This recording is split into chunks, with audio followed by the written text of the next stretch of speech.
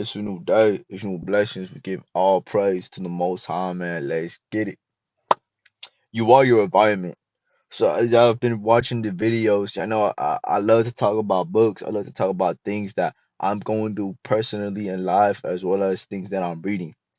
I just got done talking to one of my closest homies, and throughout what we've been talking about, we should be talking about situations and things that me and him personally been going through life. And something that caught my grasp, something that caught my attention is that there's certain type of energy, there's certain type of things that what we put our mind to is what we get. Is we sow what we reap, or we reap what we sow, if you know what I'm saying. And as I see through the channel, these videos, we like to talk about reading, and a book I've been reading a lot, as y'all could probably tell from watching my videos, is Outwitting the Devil by Napoleon Hill. And I'm gonna just go ahead and discuss about you are your environment. You are what you sow, what you reap. You are what you who you hang around with. As I seen from my last video, we talked about energy. You are the energy. You are the sum of the five people you hang around. Well, in the book of Outwitting the Devil, Napoleon Hill is talking to the devil, and he's discussing how it's proven scientifically and from the devil's perspective that you are your environment. So I'm gonna go ahead and read a page from this book. If y'all want to turn to it, it's in page 145 from Outwitting the Devil, and I'm just go ahead and read it. It says science has established an irrefutable evidence that people are what they are because of heredity and environment. They bring over with them a birth combination of all physical qualities of all numberless ancestors. After they arrive here, they reach an age of self consciousness. From there on, they shape their own personalities and more or less fits their own earthly destinations as the result of an environmental influence to which they are subjected, especially the influence of which controlled them during their early childhood. These two facts have been so well established there is no room for intelligent person to question them. How can a hypnotic rhythm change the nature of physical body? What is the combination of thousands of ancestors that have lived and died before one is born? How can hypnotic rhythm change the influence of one's environment? People who are born into poverty and ignorance have a strong tendency to remain in poverty stricken, ignorant all throughout life. What, if anything, can hypnotic rhythm do about this? So as y'all peep from what I just read, Hypnotic Rhythm from the book, and if I'm misquoting this, y'all let me know in the comments. But from what I read from Outwitting Devil, it's just basically the type of energy, the type of environment you are, who you hang around with.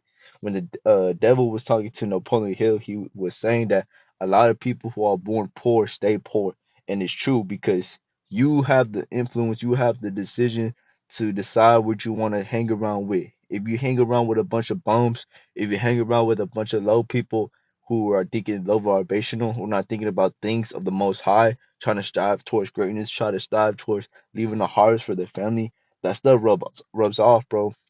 And in my current situation, I noticed that the type of work environment, people are okay with being average. People are okay for drifting. People are okay with not trying to go every day, live intentional and be purposeful and intentional with their time, with their money, with the resources that God has provided for them. And they're okay with staying purposeless. They're okay with staying stagnant. And for me, for the type of person that God created me to be, I can't do that, bro. I want to be purposeful in everything that I do. And it starts with me, bro. It starts with me checking myself in. It starts with me associating myself with the type of environment, the type of people who want to strive towards greatness. And it starts with me and my environment, bro. And think about it. How come, let's say, for example, I'm going to say this, a little quick analogy, real quick. Notice how a lot of people who win the lottery, they become broke after the years they won the lottery. Why? Because they don't have the right knowledge, the right educational um view of using that money, being a proper steward of that money. Why? Because the environment they grew up in, they always were taught that to spend money on nice things that you want. Don't be purposeful with your money. Continue to spend that money. Continue to put your resources on liabilities.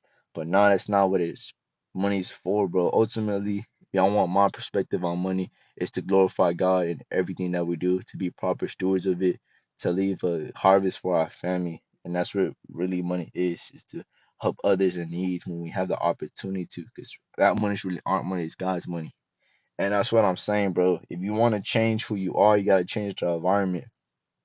You can't expect results to change if you don't change. You know what I'm saying?